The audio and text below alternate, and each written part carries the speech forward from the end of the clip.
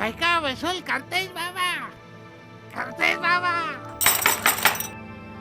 तुकाराम, हे तुकाराम. हे शाळेला गेल्या ती. शाळेला गेला. अरे बा नाही सांगायचं तर पटेलाशे बॉल बॅडे.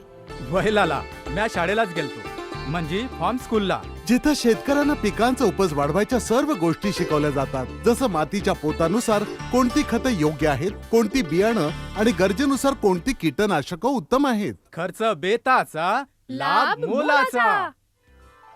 हे धर लाला, तुझं कर्ज फिटलंय.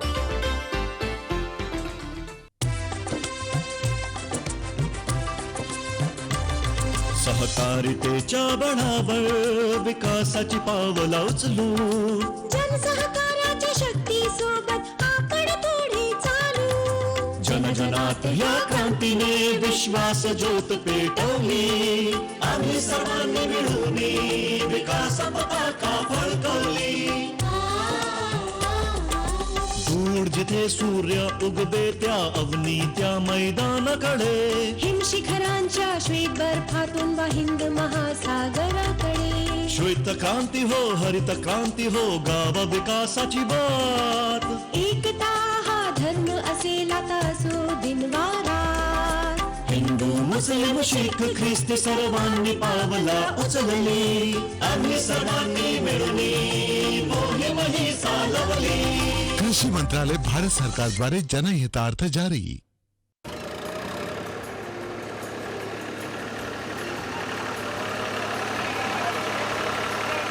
अरे हरकू, बियाण, कीटनाशक आणि आज खत पण.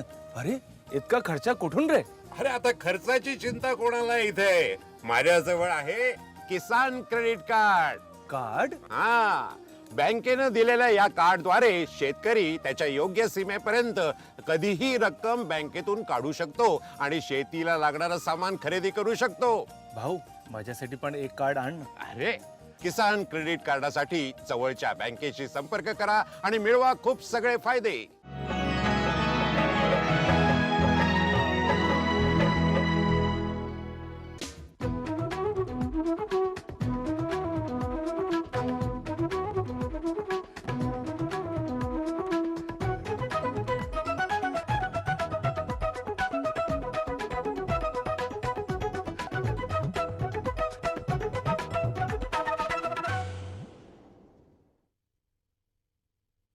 शेतमाल खरेदी विक्रीचे व्यवहार बँकेतून करण्याच्या मुख्यमंत्र्यांच्या सूचना.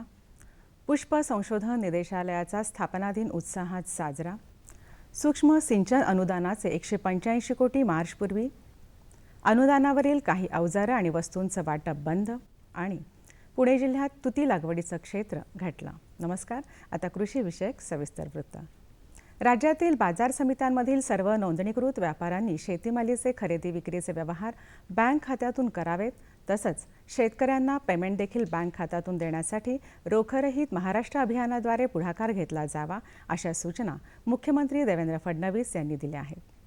रोखरहित महाराष्ट्र अभियानाला राज्य गेल्या आठवड्यात सुरुवात झाली. त्यासाठी यशदामध्ये आयोजित कार्यशाळेत व्हिडिओ कॉन्फरन्सिंगच्या माध्यमातून मुख्यमंत्री सहभागी झाले होते. यावेळी चर्चेत राज्याचे मुख्य सचिव स्वाधीन क्षेत्रीय, माहिती तंत्रज्ञान विभागाचे प्रधान सचिव विजय गौतम, बँका आणि सरकारमधील विविध उच्चपदस्थ अधिकाऱ्यांनी भाग घेतला. भविष्यात जनधन, मोबाईल आणि आधार क्रमांक या 3 मुद्द्यांवरच प्रत्येक नागरिकाला आर्थिक व्यवहार करता येईल, अशी केंद्राची भूमिका असल्याचं मुख्यमंत्र्यांनी सांगितलं. भारतीय कृषी अनुसंधान परिषदेअंतर्गत पुष्प संशोधन निदेशालयाचा स्थापना दिवस सोमवारी पुण्यात उत्साहात साजरा करण्यात आला. त्यानिमित्त शोभेच्या झाडांमधील नर्सरीचं मानांकन या विषयावर चर्चासत्रही घेण्यात आलं. केंद्रीय कृषी आणि विज्ञान आयुक्त डॉक्टर S.K. मल्होत्रा यांची कार्यक्रमासाठी प्रमुख उपस्थिती होती. नर्सरीचं मानांकन या विषयावर व्याख्यान देताना त्यांनी केंद्र सरकारची याबद्दलच्या धोरणांची माहिती दिली. नर्सरी व्यावसायिकांसमोरील आव्हानं, संधी, त्यांनी घ्यावयाची काळजी आणि सरकारी योजनांचा लाभ याविषयी त्यांनी सविस्तर मार्गदर्शन केलं. पुष्प संशोधन निर्देशालयाचे संचालक डॉक्टर के.व्ही. प्रसाद यांनी प्रास्ताविक केलं आणि नर्सरी मानांकनाबद्दल निर्देशालयाच्या उपक्रमांची माहिती दिली. महात्मा फुले कृषी विद्यापीठ, राहुरीचे माजी कुलगुरू डॉक्टर टी.ए. मोरे, पुण्याच्या द्राक्ष संशोधन केंद्राचे संचालक डॉक्टर एस.डी. सावंत, कांदा आणि लसूण संशोधन निर्देशालयाचे संचालक डॉक्टर विजय महाजन, भारतीय नर्सरी असोसिएशनचे सचिव देवेंद्र जगताप, महाराष्ट्र नर्सरी असोसिएशनचे सचिव संग्राम जगताप आदी मान्यवर यावेळी उपस्थित होते. पुष्प संशोधन निर्देशालयाच्या वतीनं डॉक्टर के. प्रभा, डॉक्टर गणेश कदम, डॉक्टर गिरीश के. एस. यांनी वेगवेगळ्या विषयांवर व्याख्यानं दिली. राज्यातील शेतकऱ्यांच्या सूक्ष्म सिंचन अनुदानापोटी प्रलंबित असलेले 185 कोटी 22 लाख रुपये येत्या मार्च 2017 पूर्वी देण्यात येतील अशी घोषणा कृषी राज्यमंत्री सदाभाऊ खोत यांनी विधान परिषदेत केली. तसंच गेल्या 2 वर्षांपासून शेतकऱ्यांना यापोटी भराव्या लागणाऱ्या कर्ज रकमेवरील व्याजाबाबतही सरकार सकारात्मक निर्णय घेईल असंही खोत यांनी स्पष्ट केलं. राज्यातील शेतकऱ्यांचं सूक्ष्म सिंचनाचं अनुदान 2013 पासून थकीत असल्याचा तारांकित प्रश्न सतीश चव्हाण, अमरसिंह पंडित आणि विरोधी पक्षनेते धनंजय मुंडे यांनी उपस्थित केला होता. त्यावर उत्तर देताना सदाभाऊ खोत यांनी प्रलंबित अनुदान मार्चपर्यंत देणार असल्याचं सांगितलं. सरकारी योजनांमध्ये गैरव्यवहार करणाऱ्यांच्या मुसक्या आवळण्यासाठी वस्तू स्वरूपात काही अवजारांचं वाटप बंद करण्यात आलं आहे. वस्तूऐवजी थेट बँक खात्यात आधार क्रमांकाच्या नावानं अनुदान रक्कम वर्ग करण्याचा निर्णय घेण्यात आला आहे. थेट लाभ हस्तांतरण योजनेत कृषी खात्यातील काही अनुदानित वस्तूंचा समावेश झाला आहे. सरकारनं 44 वस्तूंची यादी जाहीर केली आहे. त्यातल्या काही वस्तू, अवजारं किंवा सामग्री आता शेतकऱ्यांना थेट स्वरूपात दिली जाणार नाही अशी माहिती राज्याचे कृषी संचालक विजयकुमार इंगळे यांनी दिली.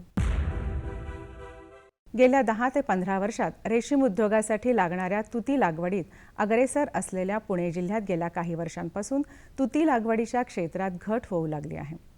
यंदा जून ते डिसेंबर या कालावधीत पुणे जिल्ह्यातील 128 शेतकऱ्यांनी 132 एकरांवर तुती लागवड केली आहे. 4 ते 5 वर्षांपासून असलेल्या पाणी टंचाईमुळे जिल्ह्यातील बहुतांशी तुती बागा जळाल्या. त्याचा फटका उत्पादन वाढीला बसला आहे. रब्बी उन्हाळी भुईमूग लागवडीसाठी शेताच्या पूर्वतयारीची कामं हाती घ्यावीत. जमीन खोल नांगरून, ढेकळं फोडून व हेक्टरी 10 ते 15 टन चांगलं कुजलेलं शेणखत किंवा कंपोस्ट मिसळून तयार करावी.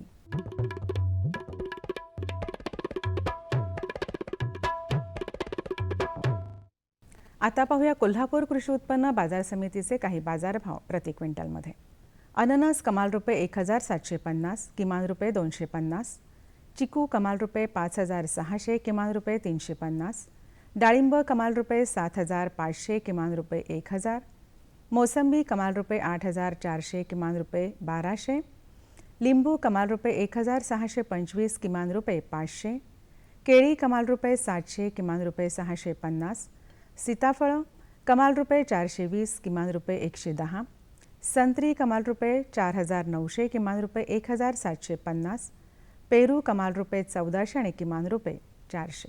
कृषी बाजारभावाविषयक अधिक माहितीसाठी www.agmarknet.nic.in किंवा www.msamb.com ह्या संकेतस्थळाला भेट द्या.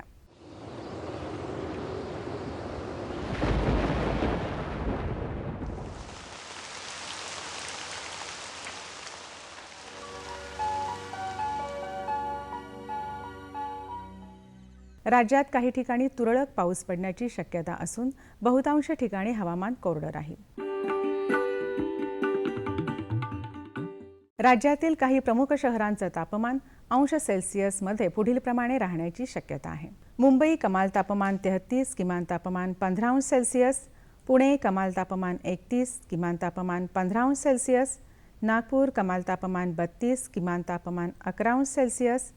नाशिक कमाल तापमान 33, किमान तापमान 11 अंश सेल्सिअस. औरंगाबाद कमाल तापमान 33, किमान तापमान 15 अंश सेल्सिअस.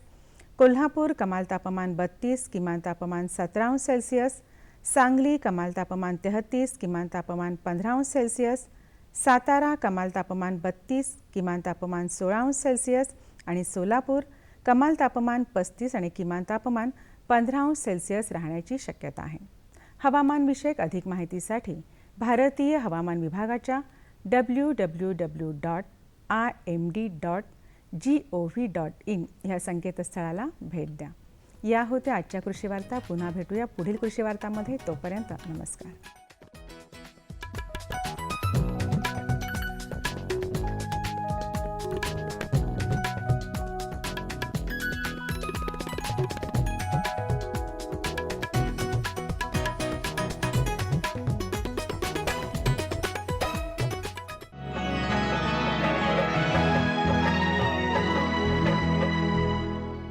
सुगंधाच्या दरवळीमध्ये, स्वादाच्या बहारीमध्ये, प्रगतीच्या डहाळ्यांमध्ये, पसरणाऱ्या हास्यांमध्ये, हिरव्यागार झाडांमध्ये, मोठ्या मोठ्या सौद्यांमध्ये, गोड मधुर गुंजनामध्ये, आनंदाच्या चाहुलीमध्ये. NHM बागवानी मिशन. आमची आकांक्षा आपलं स्मितहास्य.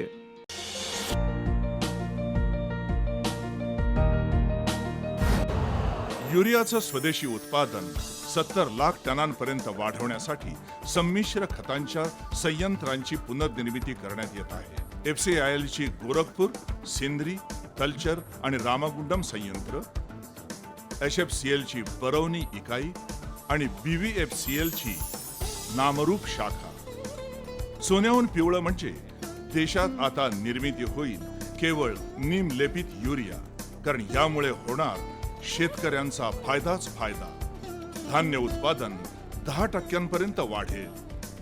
नायट्रोजन क्षमता 10 ते 15% वाढेल.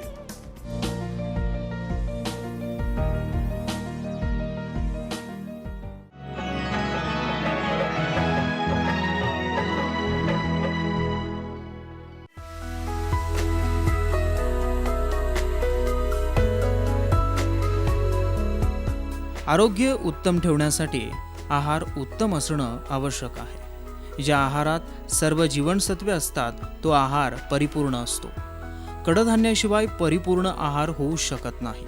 आणि या कडधान्यात मूग, मटकी, हरभरा, चवळी, उडीद आणि तूर अशा प्रकारच्या डाळींचा समावेश होतो.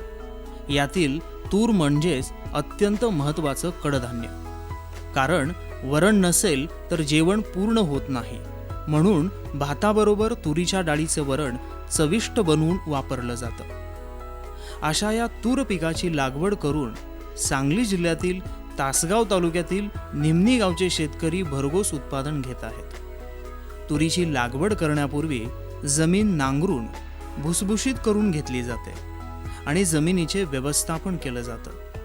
साधारण मागच्या वर्षी जत भागात आम्ही द्राक्ष पीक पाहणीच्या निमित्तानं गेला असता मला त्या ठिकाणी उमदीच्या तिथं तुरीचं पीक फार चांगलं वाटलं आणि ती प्रेरणा घेऊन आपणही तूर पीक करावी ह्या उद्देशातनं मी एप्रिलमध्येच त्याचं नियोजन केलं आणि 4 एकर तूर आपण करायची या दृष्टीतनं जमिनी एप्रिलमध्येच माती परीक्षण करून आपण तूर लावायचं हे नियोजन केलं.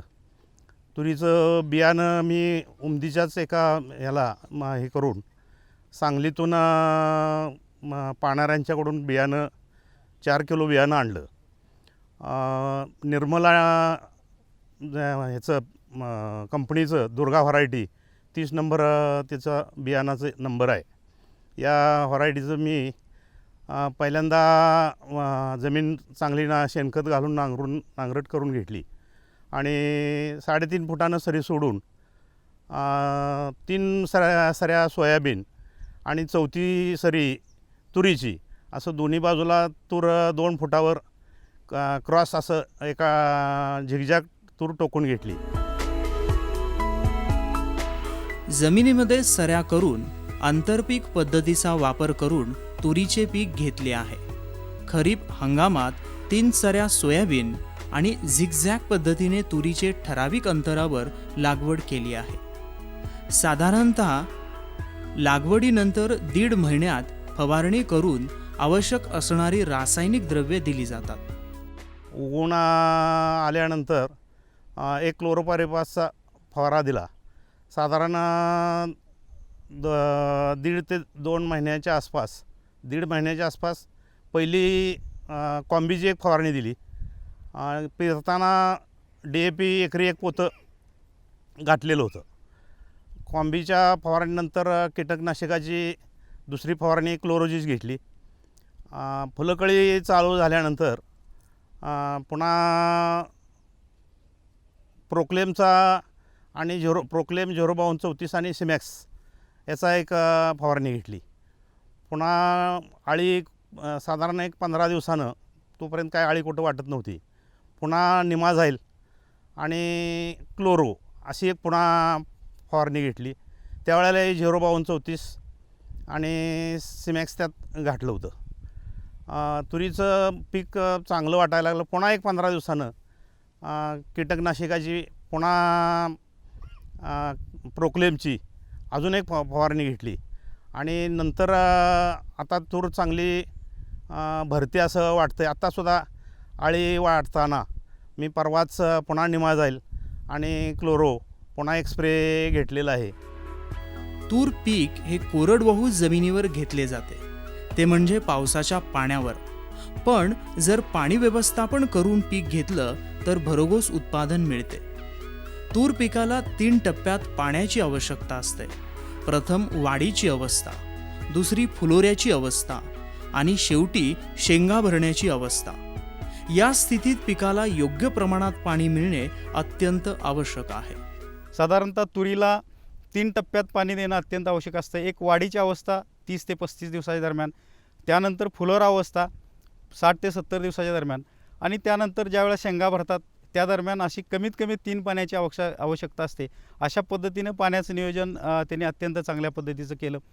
दुसरी गोष्ट इथं त्यात उल्लेख करावासा लागेल की तुरीच्या बाबतीत जे रोग आणि कीड नियंत्रणाच्या बाबतीत जे करावं लागतं, एक पहिल्यांदा आपल्याला अळीचा प्रादुर्भाव जास्त प्रमाणात किंवा शेंगा पोकळणाऱ्या अळी याचं नियंत्रण करणं अत्यंत गरजेचं असतं. जर ते नियंत्रण केलं नाही तर जवळजवळ 30 ते 40% आपल्याला पिकाचं उत्पादन कमी होऊ शकतं. यासाठी फुलोरा अवस्थेपासून त्याचं नियंत्रण करणं अत्यंत गरजेचं आहे. पीक दर्जेदार घेण्यासाठी खत आणि अन्नद्रव्य व्यवस्थापन आवश्यक आहे. फुलोऱ्याच्या आणि शेंगा भरण्याच्या अवस्थेत पिकाला रासायनिक खत आणि अन्नद्रव्ये द्यावी लागतात. नत्र, स्फुरद आणि पालाश या घटकांची पीक वाढीसाठी आणि भरघोस उत्पादनासाठी मदत होते. पिकाला शेंगा भरून आल्यानंतर परिपक्व झाल्यानंतर काढणी केली जाते. तुरीची पेरणी करत असताना जनरली आपलं जे अंतर असतं ते साधारणतः 90 बाय 20 सेंटीमीटर किंवा जास्तीत जास्त लांब अंतर जे असतं ते 5 ते 6 फूट बाय 1 फुटावरती अशा पद्धतीनं जास्तीत जास्त तुरीची लागण केली जाते. तुरीची लागण करत असताना सगळ्यात महत्त्वाचं जे गोष्ट आहे ती जमिनीचं व्यवस्थापन, त्याचप्रमाणे मातीत जे असणारे अन्नद्रव्य किंवा ज्याला आपण आरोग्यपत्रिका व जमिनीचे तपासणी किंवा माती परीक्षण करून त्यात जे कुठले घटक आहेत त्याचा अभ्यास करून मग त्यांनी तुरीची लागण करण्याचा निर्णय घेतला.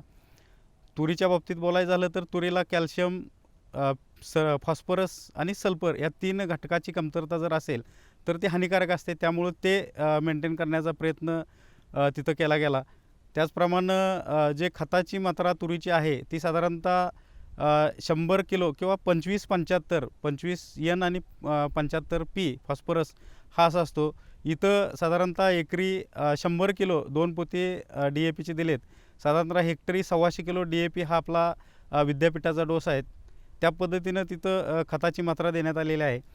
पेरणी करत असताना प्रत्यक्षात 12 फुटावरती 2 तुरीच्या लाईन्स, तिथं 12 बाय 2 फुटावरती 1 तुरीचं रोप बियाणं अशा पद्धतीची लागण केली. त्याच्यामध्ये सोयाबीनचा ज्या 3 लाईन टाकल्या, याचा उद्देश असा की आपल्याला जो 12 बाय 12 फुटाचा गॅप आहे तिथं आपल्याला ॲडिशनल उत्पादन मिळावं किंवा बोनस उत्पादन मिळावं हा उद्देश आहे. त्याप्रमाणे तिथं सोयाबीनच्या 3 लाईन्स टाकल्या आणि त्या 3 लाईन्स अधिक तुरीच्या 2 लाईन्स अशा पद्धतीचं प्लांटेशन केलं.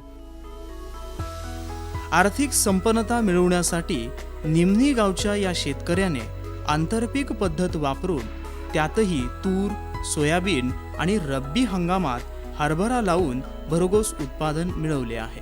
तासगाव येथे शेती प्रदर्शन 10 ते 14 असं भरलेलं होतं. त्यात मी तुरीची 2 रोपं नेऊन लावली होती. फार लोकांनी, अगदी जिल्हाधिकाऱ्यांनी, गायकवाड साहेबांनी सुद्धा फार कौतुक केलं. तुरीचं उत्पन्न बघितलं तर साधारण 1,90,000 रुपयेपर्यंत तुरीचं उत्पन्न येईल असा माझा कयास आहे. आणि मी आता त्याचा खोडवा ठेवणार आहे. खोडवासुद्धा मला 6 ते 7 पोती एकरी बसेल असा माझा एक अंदाज आहे आणि तेवढा काढायचं असं माझ्या डोक्यात आहे. तर तुरीचं पीक उत्पन्न आणि हे बघता बरेच शेतकरी माझ्या तुरीच्या प्लॉटला भेटी देऊन गेले आणि बऱ्याच लोकांनी पुढं भविष्यात पुढच्या वर्षी तूर करायचं असं त्यांच्या डोक्यात नियोजन आहे. आणि माझा इतर शेतकऱ्यांनाही सल्ला राहील की ऊस शेतीपेक्षा तूर शेती फायद्याची आणि मजुराखंड सुद्धा खर्च कमी येतो आहे. त्यामुळं सर्वांनी तूर शेती करायला सुद्धा काय हरकत नाही. माती परीक्षण करून तुरीसाठी लागणारी अन्नद्रव्ये तपासून लागवड केल्यामुळे उत्पादन वाढण्यास मदत झाली आहे. सांगली येथील कृषी विभागाच्या मदतीने हा प्रयोग यशस्वी झाला आहे. महाराष्ट्रातील शेतकऱ्याला आर्थिक संपन्नता मिळवून देण्यासाठी ऊसाला पर्याय म्हणून तूर हे नगदी पीक घेतलं जाऊ शकते, पण त्यासाठी गरज आहे ती अभ्यासपूर्ण तूर पीक व्यवस्थापनाची, जी या शेतकऱ्यांनी राबवली आहे. या प्लॉटच्या बाबतीत बोलायचं झालं तर इथं आपण जे 3 कॉम्बिनेशन दिलेत, एक खरीपमध्ये तूर अधिक सोयाबीन आणि रब्बीमध्ये आपण जे केलेलं आहे आता ते तूर अधिक हरभरा. याचा उद्देश असा की साधारणतः या प्लॉटमध्ये आपण ज्यावेळेला 3 क्रॉपिंग मिक्स पिकं घेतो तिथं आपल्याला जमिनीची सुपीकता कमी न होऊ देता सुपीकता वाढावी या दृष्टीने आपण हे कॉम्बिनेशन दिलेलं आहे. तिथं उत्पादनाचा विचार केला तर साधारणतः आत्ता जे सोयाबीनचं उत्पादन निघालं ते 7 क्विंटल प्रति एकर हे आलेलं आहे. तुरीचं उत्पादकता आपण बघितली तर जवळजवळ 800 ते 900 किलो उत्पादकता आहे आणि जर व्हरायटीचं यील्ड बघितलं तर साधारणतः 17 ते 18 क्विंटल प्रति हेक्टर आहे. पण इथं मिक्स क्रॉपपासून सुद्धा साधारणतः एकरी जवळजवळ 16 ते 17 क्विंटल आपल्याला तुरीचं उत्पादन मिळणार आहे. ह्या सगळ्याच गोष्टी आणि नंतर येणारं हरभराचं उत्पादन आहे ते साधारणतः 4 क्विंटलपर्यंत प्रति एकरी येणार आहे. ह्या तिन्ही पिकांचं एकत्रित उत्पादन आपण बघितलं, सोयाबीन 7 क्विंटल, तुरी 16 ते 17 क्विंटल आणि हरभऱ्याचं 4 क्विंटल पकडलं तर साधारणतः 1,90,000 ते 2 लाखापर्यंत आपल्याला एकरी उत्पादन मिळते. एवढं उत्पादन आपल्याला मिक्स क्रॉपिंग आणि एका सीझनमध्ये मिळत असेल तर ऊसाला निश्चितपणानं हा चांगला पर्याय ठरू शकतो. कारण ऊसाचं जर आपण उत्पादन बघितलं, अडसाली हंगामातला ऊस घेतला असेल तर 1.5 वर्षानंतर आपल्याला साधारणतः 60 टन उत्पादन मिळतं आणि 60 टनाचं 2,000 रुपये धरलं तर 1,20,000 होतात. जास्तीत जास्त 1.5 लाखापर्यंत जाते. हा अत्यंत चांगला पर्याय आपण ऊसाला देऊ शकतो. या पद्धतीचं आपण जर नियोजन केलं तर निश्चितपणानं आपली जमीन किंवा माती अत्यंत चांगल्या पद्धतीची राहील आणि आपल्याला उत्पादनही चांगल्या पद्धतीचं येईल. परिस्थितीचा अभ्यास करून, कृषी प्रदर्शनातून प्रेरणा घेऊन, अत्याधुनिक तंत्राचा वापर करून, स्वतःच्या कल्पकतेच्या जोरावर एकाच वेळेस एकाच जमिनीत 3 पिकं घेऊन भरघोस उत्पादन मिळवून आर्थिक स्वयंपूर्णता मिळवली आहे.